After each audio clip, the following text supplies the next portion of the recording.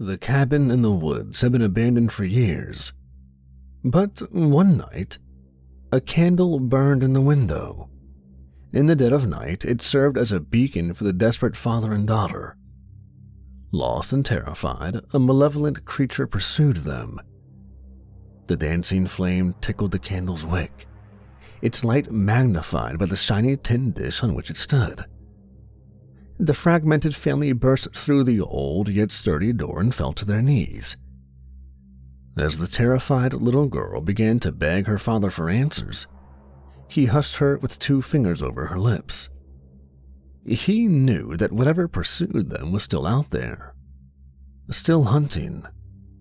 Just as the thought of dousing the candle entered the father's mind, it snuffed itself out, as though the cabin knew. Through the pale moonlight that pierced the window opposite them, they could see the meager furnishings of the cabin. There was a single chair, and under a dusty painting, a spongy off-white cot. After what felt like an eternity of sitting in silence and darkness, the man believed that whatever was pursuing them had given up. He stood, took his daughter's hand, and led her to the cot.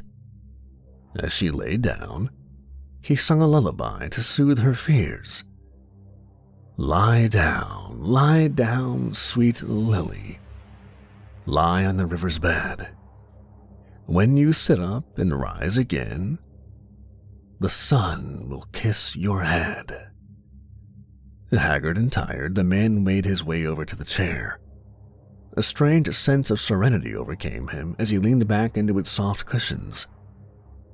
It was as though the chair was made for him.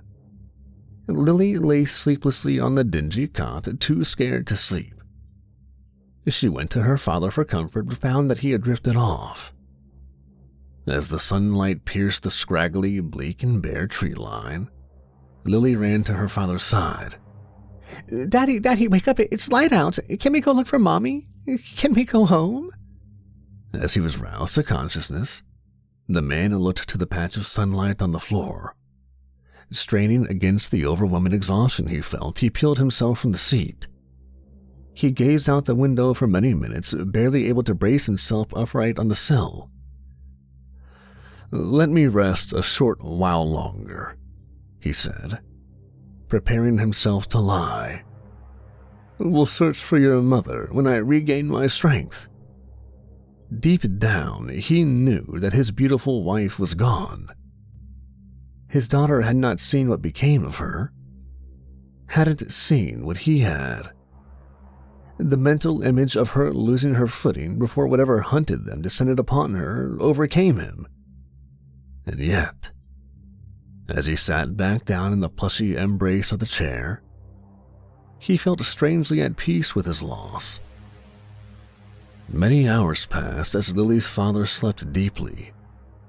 Looking around the cabin, anxious and scared, the little girl's thoughts were disrupted by hunger. How long had it been since she had eaten? And suddenly a movement caught her eye. The painting over her sleeping father seemed to twitch. As she peered closer at it, she noticed that the painting was of a small house, remarkably similar looking to the cabin. As she stared into the picture, it began to distort. The upper windows began to open slightly, as though they were prying themselves from their slumber. The porch began to twist and curve into a grin. Daddy, wake up! The painting's moving! The father fought hard to open his eyes and turned his head to face the painting.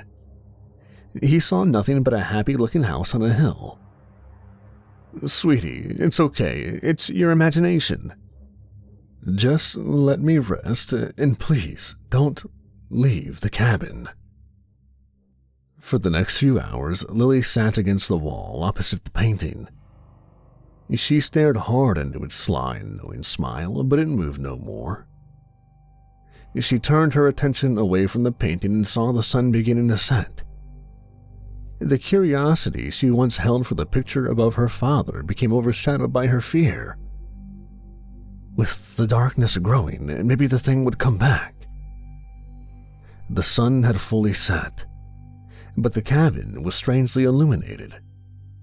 Turning toward the window, Lily noticed the flickering candle. "Did I light that?" she thought to herself. It couldn't have been her father, as he was still fast asleep. Then she heard it, a tapping at the window. She fought to ignore it, but its consistent pattern told her that it was not just a tree branch beckoned by the wind. As she approached the window, the young girl's heart skipped a beat. "Come, play outside, sweetie," the familiar and gentle voice called from the darkness. The pristine and clear face of her mother stared back at her. Daddy, Mom's back!" she exclaimed as she raced to the door. Fighting a desperate battle for consciousness, the father locked eyes with the being outside the window. He knew it wasn't his wife, not the mother of his child. Something was playing with them and trying to lure his daughter. "Don't go out and not your mother," he managed to gasp out before falling back into the throes of slumber. Lily stopped after hearing her father's words. She stared at the latch on the door for a few moments before walking back to the window. "Come outside, honey. We'll go home together and eat some supper," the woman outside softly cooed. Lily stared at the woman. She was far too clean for someone who had spent so much time lost in the woods, and too calm for anyone who had been chased by a monster not one night prior. "You're not my mama," Lily croaked. The pleasant smile of the woman outside began to dissolve, transforming into a sinister scowl. It looked as though her face was melting into a mixture of anger and desire. The woman slinked back into the dark, disappearing into a thicket of trees. The little girl ran to her father's side, grasped his arm, and began to weep. The candle's flame extinguished itself once more. The girl snapped into consciousness many hours later, woken by the eerie feeling that she was being watched. It was dark, almost pitch black in the cabin. She was surprised that she managed to fall asleep, but she was worn out and exhausted. In the subtle, illuminating flickers of the moonlight, seeping through breaks in the clouds, she could see the layout of the cabin. Feeling her way around, she reached where the door was, or where it should have been. It was as though the cabin had shifted its layout. As her heart sank, she desperately began to feel her way around the walls of the cabin, gradually increasing her pace. "Daddy, Dad!" Her calls were cut short as she bumped into something soft and spongy. The familiar scent of copper and dirt filled her nostrils. She fell to the floor, desperately trying to see what it was. Her eyes scanned the cabin through the darkness. As clouds cleared and moonlight bathed the room, she saw the outline of a dingy off-white humanoid figure. Furtively, it dashed across the room. The metal on metal of the latch clapping open and the door swinging ajar could be heard as the gangly creature scampered off into the night. A chill filled the cabin. The young girl scrambled to her feet and slammed the door shut. She fell to her knees where the soft cot once stood and began to crawl about the room, feeling around for her father or the chair that seemed to have become his prison. Eventually she found it, and it curled up desperately next to his legs, terrified and alone. After a time she couldn't measure, she stood and guided herself to the window. The thought of the candle's flame somehow made her feel less isolated, less alone. Her father was little more than furniture now, melded into the chair. On the sill, next to the tin dish that held the candle, she felt a small box of matches. She struck one into a flame and raised her gaze to the candle in the window before screaming and dropping the match. Suddenly, the candle had burst into flame, revealing what had startled her. Once again, her mother's face leered obsessively through the glass. "I miss you," the face lovingly hissed. Daddy, Daddy! Lily cried. She turned to face him in the flickering light of the candle. His eyes were wide open, staring in horror out the window. She ran to him and held him. The voice sang from the window. Come out, sweet Lily. Lay on the forest floor. The bad dreams you've had so far will bother you no more. Lily, tears in her eyes, stood in front of the window. The candle gave her a sense that there was a buffer between her and whoever or whatever the creature out there was. Please, leave us alone. You're not my mama. I just want to go home. The woman gave Lily a somber gaze.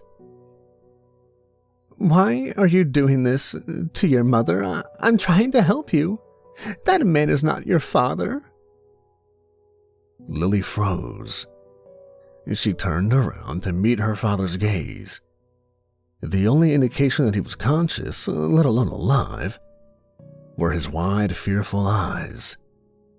She walked over to him and laid her hand on top of his. Desperately, she tried to lift it, to hold it, but she couldn't pry it from the armrest. She stared down to see the stitching of the chair had begun to weave itself into her father's flesh. Slowly, he and the chair were becoming one.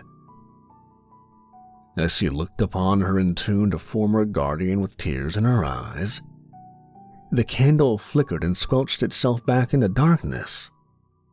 Fervently, she worked to release her father. In the hollow white light of the moon, Lily found it difficult to see what she was doing. She'd removed her hairpin and tried to use that to pick at the threads that fastened him to the chair. Just as she thought she was making progress, she realized the area she had previously pried free had an even thicker layer of fabric than before. She began to weep. How long had she been trying to free him? How long ago did this start? She had no idea. She stood for a few moments, pen in one hand, a clump of thick, leathery fabric in the other, with tears streaming down her face. She'd begun to forget what it was like to not be living in fear, to not be struggling alone. She so desperately needed someone to hold her. At that moment, the candle's wick immolated itself once more. A new horror crept over Lily as she saw the results of her efforts to free her father. A large strip of skin had been torn from the underside of his forearm. Lily looked at his eyes. They were tightly closed, but tears leaked from them. She dropped the patch of fabric, seeing the chunk of flesh in the dancing candlelight. She grew sick. Then a familiar voice called from the window. Hold me, sweet Lily. Give me a hug so tight. All your fears and woes be gone, I'll guard you through the night. It was a familiar voice, but not that of her mother. A desperate sense of hope filled her heart. She turned to gaze to the window. Two faces peered back at her, her mother and her father. Please come outside, my dear. That man is not your father, the thing wearing her father's face said. She looked back at the man in the chair. He didn't look sleepy anymore. In fact, for the first time since he sat in that chair, he looked truly alert. He was thoroughly bound to the chair. It was difficult to distinguish where he ended and the piece of furniture began. He was struggling feebly, pathetically thrashing as much as his bondage would allow. He attempted to speak, but it was muffled as his mouth was stitched shut. He desperately tried to warn Lily. Why did the creature abandon its chase once we arrived here? He thought. Was it trying to lead us here all along? A dark clarity consumed his mind, as he realized the cabin they believed to be their salvation may very well be their doom. If I go outside, will we go home? Lily said. feeling the first true hope she'd had since they'd first encountered whatever was out there. "We'll take you home, sweetie," the two said in unison. Lily slowly walked over to the door and placed her hand on the latch. The man in the chair thrashed ever harder. His moans and wails grew louder. She looked back at that sobbing man who wailed pitifully through his bound mouth. "I'm not sure if you're my papa," she muttered softly to the man in the chair as she opened the door and stepped outside. Tears streamed down Lily's father's face as he looked past the candle in the window. He watched his daughter walking into the woods with a figure on either side of her. The figures looked horrendous, misshapen, inhuman. He attempted to cry out in vain as he felt new stitching pull his eyelids shut. The last thing he saw was his daughter crossing into the darkness as the candle flickered out once more. Come back, sweet Lily. Your life is on the line. The creatures that lead you astray will surely on you dine."